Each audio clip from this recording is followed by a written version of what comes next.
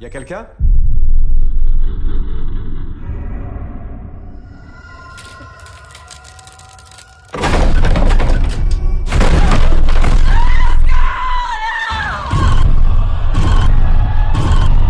Bonjour à toutes et à tous mes amis, j'espère que vous allez bien et rebonjour à la salle donc une sorte de ma vie de réaction thriller de The Batman. On se retrouve aujourd'hui donc pour parler une nouvelle fois de Halloween. Pas de Halloween Kills, je vous rassure, puisque ma critique nous paraîtra mardi soir. Et oui, puisque je vois le film demain en avant-première, ça va être génial depuis le temps que j'attends ce film. Alors néanmoins, les Américains, enfin une partie, en tout cas quelques privilégiés, lors des son thèse, privée, presse, etc., l'ont déjà vu. Voilà, le film est déjà sorti en quelques scènes aux États-Unis sur une plateforme de streaming. Donc certains l'ont déjà vu, mais il sortira officiellement en France le 20 octobre, même si quelques projections sont déjà lues encore une fois pour les privilégiés, etc. Et d'ailleurs, le film se prend déjà de très mauvaises critiques. Ça me fait cruellement peur, j'espère vraiment ne pas être déçu, parce que alors là, si moi je suis déçu par ce film là, je vais pas m'en remettre, mais bon, je pense que je vais manquer d'objectivité encore une fois, mais rassurez-vous, ma critique, j'essaierai d'être plus objectif que subjectif, mais bon, voilà, ça va, j'espère quand même que je vais pouvoir laisser de côté les mauvaises critiques pour pleinement apprécier ce que je vais voir. Alors, j'aimerais revenir donc sur le Halloween sorti en 2008, voilà, pour en parler en large, en long, en large, en travers, parce que je l'avais déjà abordé, voilà, j'ai déjà dit que j'avais beaucoup aimé, et le réalisateur et ce qu'il en avait fait, mais je n'avais pas vraiment expliqué pourquoi. Donc, déjà, faut remettre un peu les choses en contexte. Déjà, la saga Halloween a connu de nombreux déboires cinématographiques. Voilà, j'entends par là que les suites, les unes après les autres, se sont plantées, que ce soit les multiples reboots, suites, redémarrages, remakes, tout ce que vous voulez, à l'exception peut-être de ce qu'avait fait Rob Zombie, donc sur le remake sorti en 2007. Néanmoins, il avait foiré la suite donc de son remake, donc bon, on aime son remake, mais on n'aime pas la suite, dommage pour lui. Donc c'est vrai que Blumhouse et Jason Blum en fait ont redonné ces lettres de noblesse à Michael Myers à la saga Halloween. Voilà, ils l'ont remis vraiment sur de bons rails. Et je trouve en tout cas que David Gordon Green est à ce jour le seul réalisateur qui a su faire honneur à John Carpenter. Néanmoins, ce que je pourrais reprocher, c'est que bon, il lui fait honneur, c'est certain, mais contrairement à Rob Zombie, donc qui lui avait fait également honneur, mais qui lui avait eu une patte de réalisateur, c'est-à-dire qu'il avait fait de Michael Myers une sorte de grand dadais, Terminator, etc., une machine à tuer.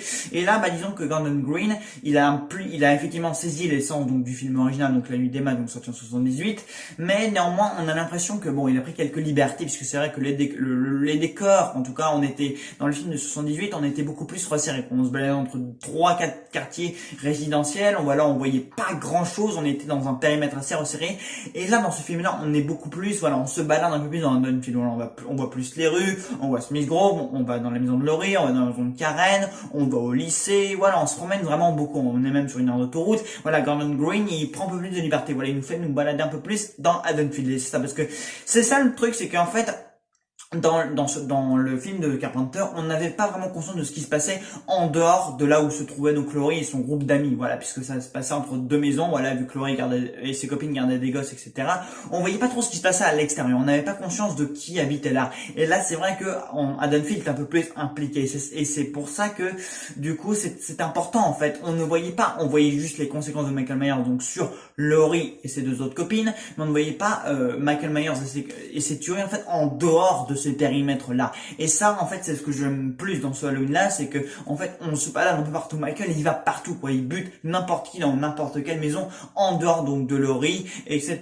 Et c'est ça qui est mieux, c'est que là, on se balade un peu plus. Gordon Green nous donne plus un périmètre un peu plus élargi. On élargit les horizons. On voit un peu plus d'Haddonfield, alors que vraiment, bon, dans celui de 78, on ne le voyait pas beaucoup. On ne voyait que 2-3 maisons, mais c'était tout. On n'avait pas vraiment conscience que Michael Myers, il faisait des dégâts partout, alors que là vraiment il commet un véritable massacre dans la ville. Et à mon avis, dans le Kills, il va vraiment poursuivre son périple meurtrier, si je puis dire ça comme ça. Autre chose, donc disons que oui, alors il lui a rendu hommage certes, mais j'ai l'impression qu'il est un peu trop, il s'efface en fait. Disons que il préfère remettre la saga sur de bonnes voies plutôt que d'exprimer en fait son talent de metteur en scène. Alors oui, il reconnaît Michael Myers avec le thème musical, etc. Ça, il y a aucun problème, il le réussit très bien. Voilà, il y a notamment ce fameux plan séquence, voilà, où Michael Myers il débarque à Haddonfield, et là il y a le thème iconique de Carpenter qui se réenclenche derrière, et cette scène-là elle est absolument fabuleuse, parce que alors là, voilà quoi, là, Halloween, vraiment, Michael Myers ressuscite, en fait, face caméra depuis très longtemps, en fait, parce que, voilà, depuis même 40 ans, en fait, c'est comme si les suites n'avaient jamais existé, que Michael Myers n'avait jamais vu le jour depuis tous ces films-là, c'est comme si, en fait, Michael Myers reprenait véritablement vie depuis le premier film de Carpenter, c'est ça le truc, c'est que, voilà, on a l'impression de voir le vrai Michael Myers qu'on avait vu 40 ans plus tôt, et ça, c'est vraiment quelque chose. Mais le problème, c'est que t'as l'impression qu'il a tout copié à Carpenter, quoi, que c'est pas lui qui réalise, t'as l'impression que c'est Carpenter, mais version moderne, quoi, t'as l'impression, voilà, c'est vraiment en plan séquence, Michael Myers à Haddonfield, qui prend un couteau et blam, il va te dézinguer une nana, une mamie, et voilà, il va même passer devant un berceau, vraiment,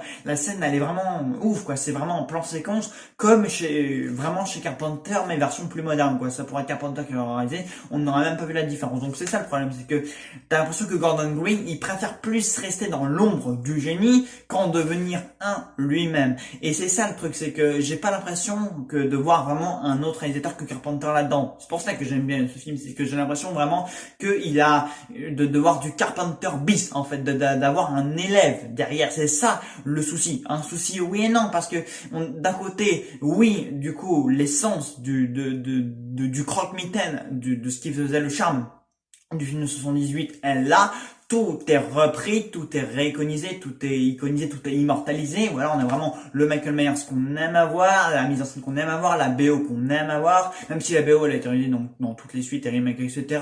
Mais le problème c'est ça, c'est que là en fait on a l'impression vraiment que voilà quoi, il a pris un plan par-ci par-là d'une Carpenter et il a réussi, il le réutilise un peu à sa sauce. C'est ça un peu le problème.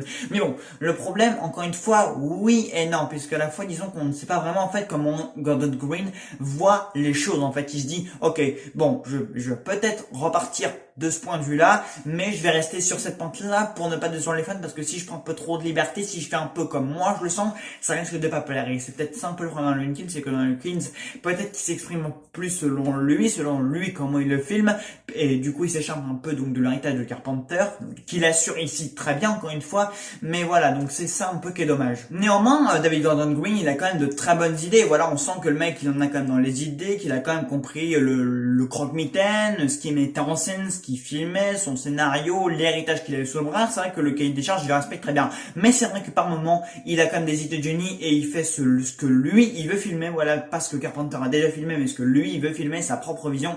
Et ça, on peut le voir déjà de la scène d'introduction qui est juste absolument incroyable. Donc justement que le fameux générique avec la citrouille. D'ailleurs, j'ai adoré revoir un peu ce générique, donc typique donc de son 18, voilà, avec la citrouille comme ça, donc qui se reconstruit. Voilà, ça y est, la saga a enfin trouvé un repère, enfin un héritage, ça y est, Carpenter peut enfin s'en aller tranquillement et laisser la place à un autre mec. Mais déjà la scène d'introduction, voilà, donc qui se passe à Smith Grove, voilà, donc avec ces deux podcasteurs donc qui veulent interviewer Michael Myers, et donc on a cet appel au masque, parce Michael Myers, donc, du coup, est en psychiatrie depuis 40 ans, voilà, donc, depuis 78, et là, donc, t'as ces deux talents, des deux podcasteurs, donc, le mec, donc, qui va prendre le masque et qui va faire une sorte d'appel au masque, et qui va dire, vous sentez, Michael, tu sens ce masque-là, dis-moi quelque chose.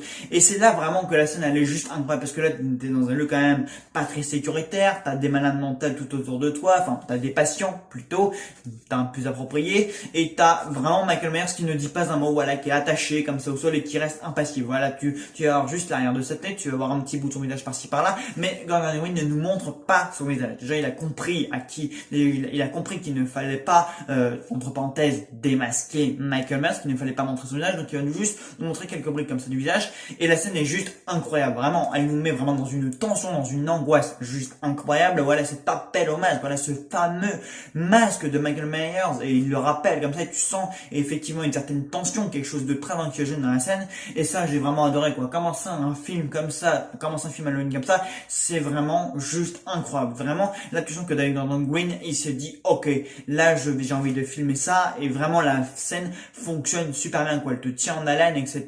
Et juste après, t'as le générique qui se enclenche, et là, tu te dis, voilà, là, je crois qu'on tient une véritable suite à la nuit des masques. Alors, il y a une autre scène qui est totalement géniale, donc c'est la scène donc de l'aire d'autoroute dans les toilettes. On est toujours avec donc les deux podcasteurs, Michael Myers donc de se barrer de Smith Grove. D'ailleurs, la scène où le père et le fils donc qui tombent sur l'accident, voilà le camion renversé, etc. Donc dans la nuit noire, etc.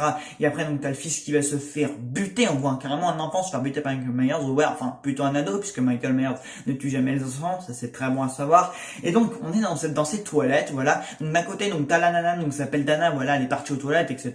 Voilà, tranquille, ils sont sur la route. Et donc t'as Michael Myers qui débarque dans cette toilette, tandis que l'autre, voilà, il va découvrir le carnage que Michael vient de faire donc sur l'aire d'autoroute. Voilà, le mec il a buté tout le monde, etc.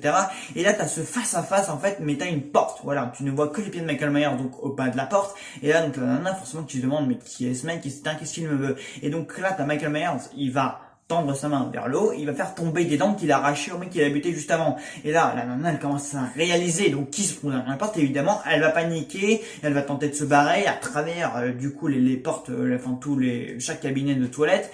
Et vraiment, bah, t'as Michael qui va la saisir, puis t'as le mec qui va arriver derrière, et puis il va tenter de buter Michael, et de protéger, du coup, donc sa partenaire. Mais bon, Michael, il va le dézinguer contre le mur, et puis il va être avec la nana, et puis vraiment, la scène, elle est super bien réalisée. Michael Myers n'est toujours pas, démasqué, puisque, on rappelle, il a pas encore son masque, hein, c'est la scène juste avant qu'il le prenne justement. Et vraiment quoi, Michael Myers en fureur, il te désigne le deux podcasteurs, mais la scène elle est incroyable, voilà, des idées de mise en scène, un Michael Myers pas démasqué, et en plus il te prend par surprise puisque tu penses que tu vas suivre ces deux podcasteurs du coup du début à la fin, mais non, il les tue presque en plein milieu du film, l'éclair de génie quoi, c'est comme s'il nous le faisait à Psychose, en mode quand Alfred Hitchcock il tuait Marion Crane, bref, Johnny Clegg plutôt, enfin bref.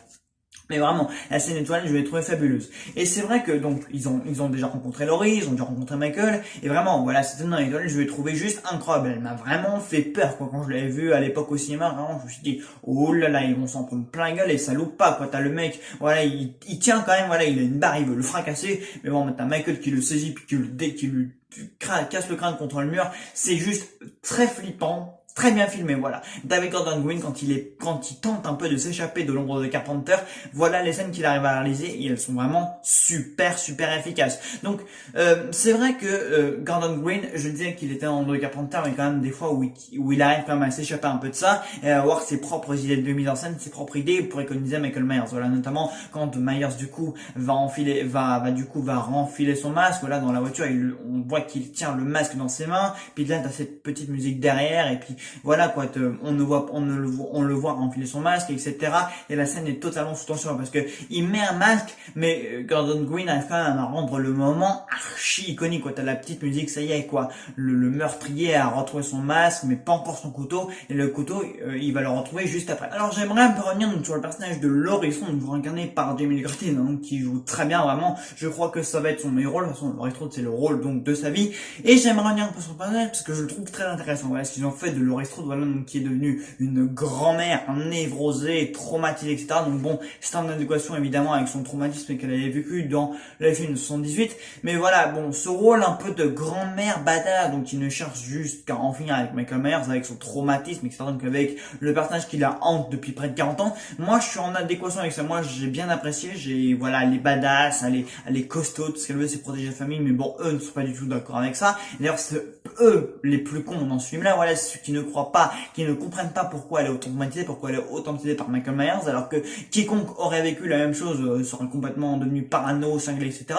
Donc moi, je suis en adéquation avec ça et je trouve qu'elle a un très bon temps d'écran, voilà, qu'elle a le temps de s'exprimer, que Jamie Lee Curtis a vraiment le temps d'être dans la peau de Laurie Strode et justement dans la peau de ce que cette jeune fille innocente qu'on avait jadis vue dans les lieux de masque, voilà, cette jeune fille innocente qui ne s'attendait absolument pas à être agressée par ce croque-mitaine là, qui n'y croyait pas et voilà, donc qui avait vu les corps de ses amis assassinés, vraiment, bah évidemment, si on était à sa place, je pense qu'on serait tous devenus cinglés, tous traumatisés. Donc moi je suis en adéquation avec ça et voilà quoi. Heureusement qu'ils ont poursuivi donc sur cette lignée là, voilà, que Laurie Strode, voilà, on la retrouve comme ça. Moi ça me plaît, moi j'adore son rôle et c'est ce qui rend son affrontement final avec Michael Myers, enfin son affrontement en tout cas dans ce film là vraiment coriace quoi. Les retrouvailles, ça y est, ils s'affrontent enfin, tout ce qu'elle a attendu c'est arrivé enfin et vraiment quoi, c'est une fin absolument magique donc qui prépare le terrain donc pour Halloween Kills. Donc moi J'ai beaucoup aimé Laurie Strode dans ce film-là. En tout cas, j'ai trouvé son rôle en adéquation, cohérent. Et voilà quoi, on la retrouve, elle est vraiment badass et Jamie Lee Curtis la joue vraiment